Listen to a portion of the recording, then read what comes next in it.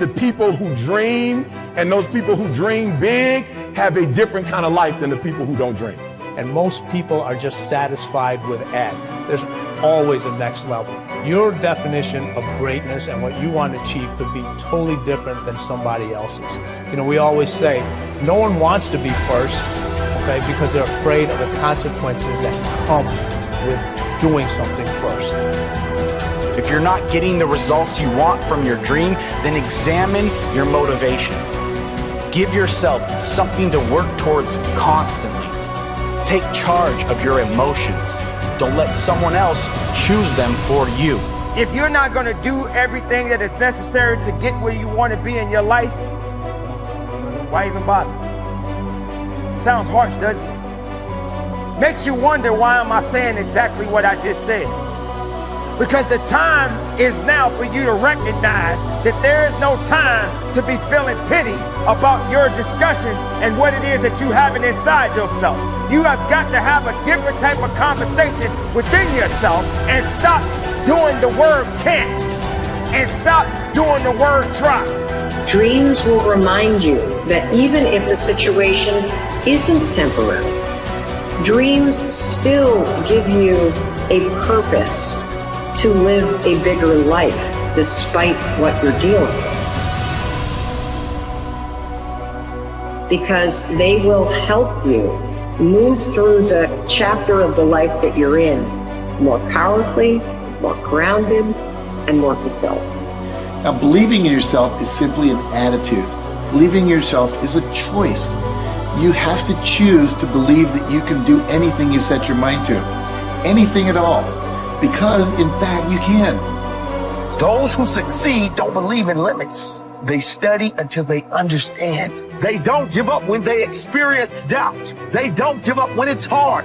They do not give up, full stop. They keep working hard, even if they've been rejected. They keep at it. They keep searching for new opportunities. That's exactly how you have to be. Life is hard, and you'll never get far if you limit yourself in anything you do. Stop wasting your time making excuses and blaming other people. You need to set goals and pursue them, but you gotta set goals and create pressure and get some support until you get there. And the worst thing you can do is let yourself off the hook. And that's what excuses do. You let yourself off the hook. When you set a goal, when you have a dream, when you have a vision, don't you ever let yourself off the hook. And start now. Start believing, start dreaming, and create the life and the person that you really want to see. Most people go through life never discovering what their talents are. Most people never develop their talents. They have skills and abilities, but if you don't nurture them, if you don't develop them, they will never serve you. Your gifts can take you many places if you develop your gifts. Most of us don't like to do those things that come easy to us. I've always loved to talk to people. I decided, taking this advice, to develop my skills as a speaker. And my gift has developed and it's taken me many places. You have something that you brought to the universe. And that if you decide that my life deserves my developing this, what I do well, and becoming the best at it, and mastering myself, and seeing what I have within me, if you decide to drop your buckets where you are and develop your gifts, I grant you, you'll never ever be without. I grant you that your gifts will take you places that will literally amaze you. I grant you that if you begin to work to develop your gifts, you'll develop a strong sense of happiness. You'll get a larger vision of yourself, because part of beginning to get a larger vision of yourself, all of us need some area of our lives where we can have a feeling of competence. That people know when they think about this area, that's something you do. That you eat and sleep that. And that you do that. You do that. And people know it. And you know it. And you know that you know that you know this. If you don't know anything else, you know this. Can you tell I know what I'm doing? Oh, hell no. You know this. So you've got to work on it. When other folk are having a good time, you've got to have the strength of character to concentrate, to read, to digest information. If you decide in any particular area that you're concerned about, to make a conscious, deliberate, determined effort to read one book a month in that area, in 5 years, you'll be among the top 5% experts in the world. I read a minimum of 2 books a week. The average American reads only 1 book a year. If you decide that area that you love, that you are going to master that particular area, in this era of accelerated change, overwhelming complexity, and tremendous competition, as you begin to develop and expand your skills and your talents and your vision of yourself, you will always be in control of your destiny. It is in the nature of things that some people will be more successful and happier than others. Some people will make more money, have better lives, enjoy greater fulfillment and satisfaction, have happier relationships, and contribute more to their communities. Others will not. The most important single quality that you can develop in a time of rapid change is the quality of flexibility. The opposite of flexible thinking is fixed or mechanical thinking. The opposite of approaching life with an open mind is to react automatically and predictably in every situation. The opposite of flexibility is an unwillingness to change in the face of new information or circumstances. The quality of flexibility is therefore essential if you want to do and have more than the average person. Today, perhaps the most important factor affecting your life is the speed of change. We are living in an age where change is taking place at a faster rate than ever before in human history. And if anything, the rate of change is increasing, year by year. Change today is not only faster, but it is also discontinuous, not following a straight line, but starting, stopping, and going off in unpredictable direction. Change is coming at us from all sides in so many different ways that it is often impossible to anticipate what might happen next. By its very nature, change is unpredictable, often forcing us to scrap our very best plans and ideas overnight as the result of a completely new and unexpected development coming from a new and unexpected direction.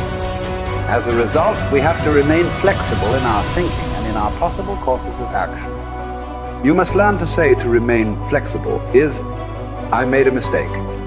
It is amazing how much time, energy, and money is wasted because someone's ego is so large that they will not admit they have made a mistake, even one that is obvious to everyone around them. Once you say, I was wrong or I made a mistake, the issue is largely over.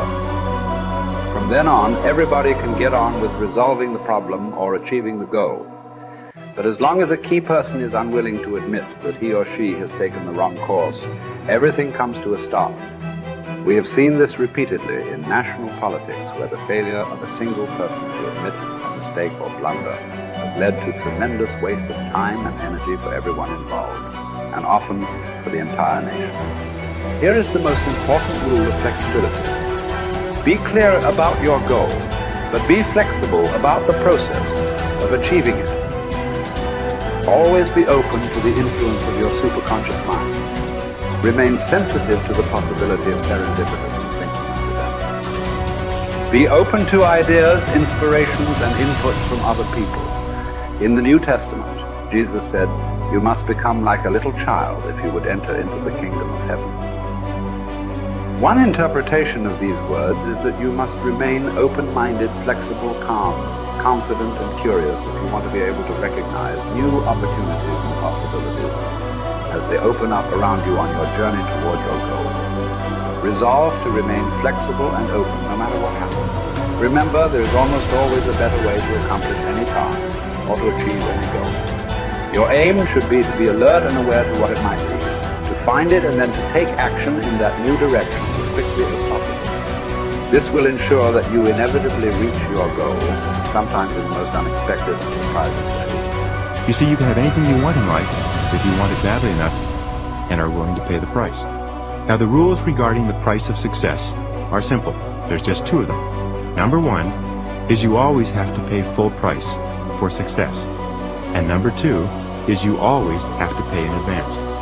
Now here are some key points on goals, and please remember these. The first key point is that your ability to set goals and to make plans for their accomplishment is the master skill of success. The development of this skill requires continual practice and serious personal work, something that only the top 5% will discipline themselves to do. You see, setting goals is hard. Setting goals requires delaying gratification. Setting goals means taking some time aside and sitting down and really thinking through what it is you want in each area of your life. And because this is difficult, most people won't do it. Number 2, your goals must be congruent with your basic values.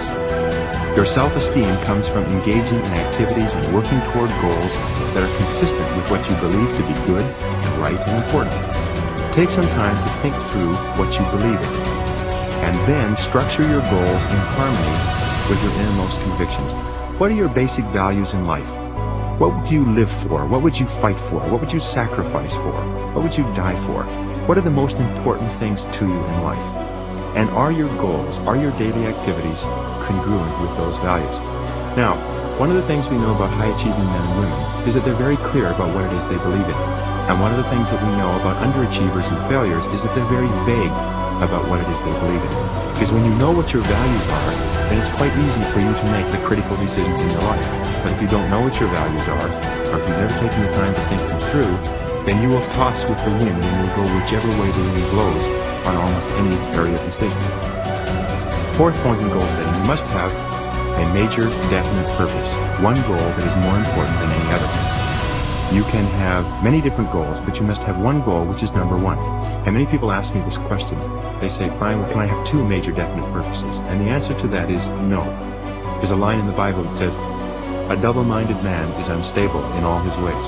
And what it means is if you try to do two things at once, or you have two goals with equal priority, you will end up doing neither, and doing neither of them very well.